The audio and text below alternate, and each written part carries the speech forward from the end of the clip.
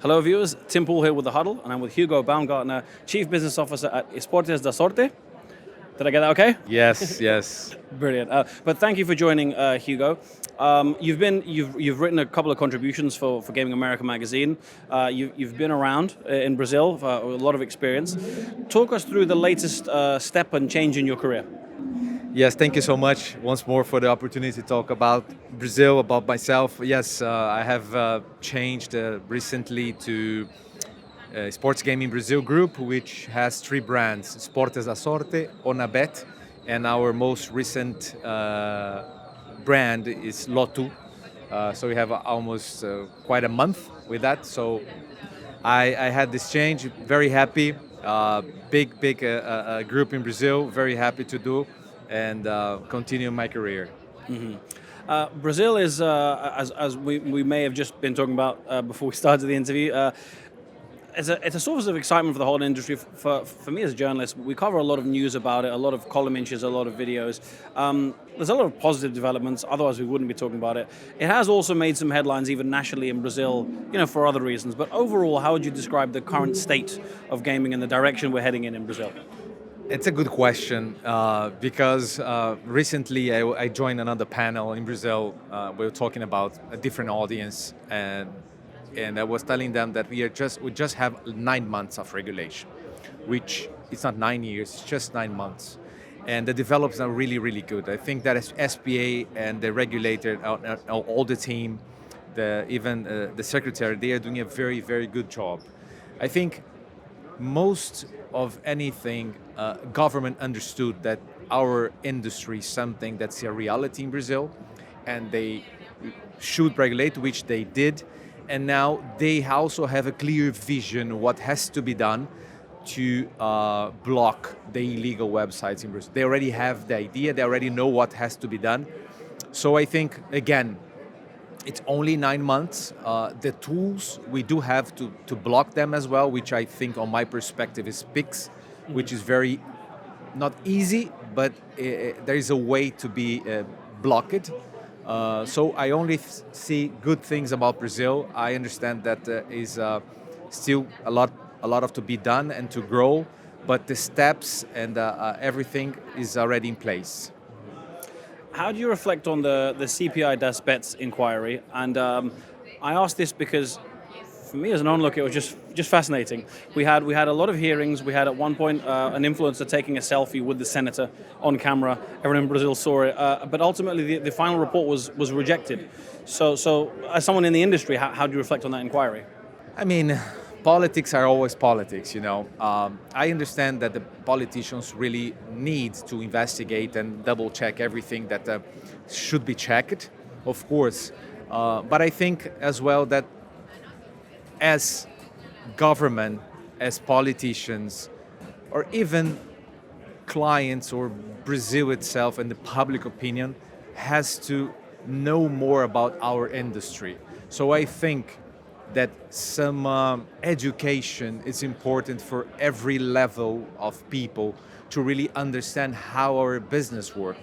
Okay, it's not easy. I understand that they have to understand not only about this, but about everything.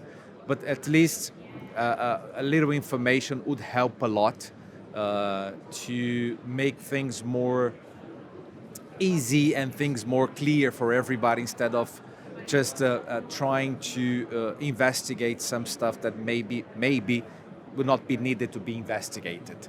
So I think that education is a good part of it, which for my part I'm trying to do it. Every time that I have the opportunity to explain to someone how our industry works, I'm glad to do. But I think that's something that, again, it's quite new market, and in quite few months or years, everybody will be more educated about it. In terms of regulation and where Brazil is going, and this might be a tough topic, and we'll kind of you can see from your reaction, yeah.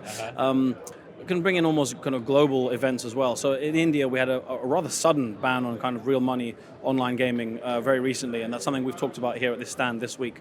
In the Philippines, there's certainly talk at the very least of a total ban on online gaming.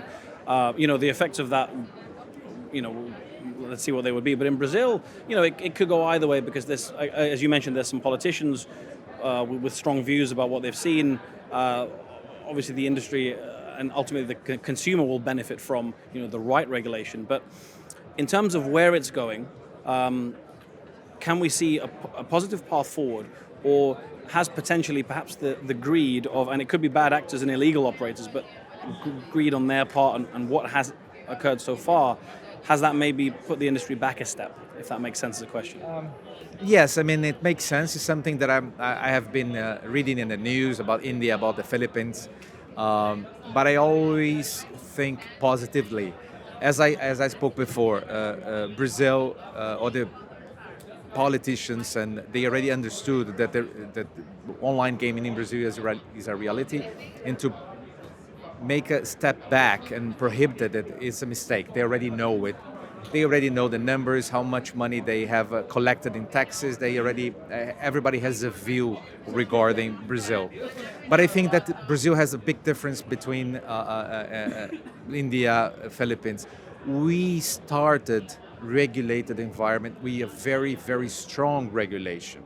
What does it mean? It means that we have a very strict KYC, which we don't see anywhere else. So I think that's a big and huge difference between this. Two, every single platform game provider has to be certified.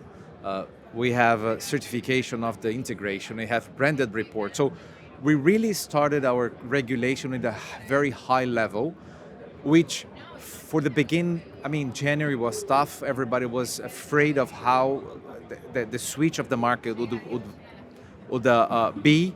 But now, after 9 months, I see as a positive thing because we have a very strict regulation, but it's good for for the timing of our industry. I prefer that way instead of a step back. So I prefer to have a very high regulation and see our future for 50 to 100 years of the industry instead of having this being afraid of something might happen, Yeah, a long-term view. Long-term view. That's right. Yes. Yeah. I wanted to build on that positivity for my final question because I don't just want to ask what could be going wrong or anything like that. In terms of positive developments, and as you say, in terms of a regulated market, it's still very young. It's only a few months. But in terms of positive developments heading into Q4, but probably more 2026, what can you highlight as things to look forward to in Brazilian gaming? I think that Brazil, it's something that it is in the agenda, the B2B license. At some point next year or 2027, regulator will implement it. I think that will be gradual. Maybe you have to have an entity in Brazil, and then you have to do something else, and then a license. That's the way that I see. And again, I see in a positive way. So we can differentiate who are the ones who want to be in the legal market and who are the ones that want to be in the other side. Well, Hugo, thanks very much for your time. My pleasure. Conversation, yeah, and I'm sure we'll catch up again soon, and hopefully there'll be some, as you say, some positive developments. Yes, thank you so much. Thank you again for the invitation.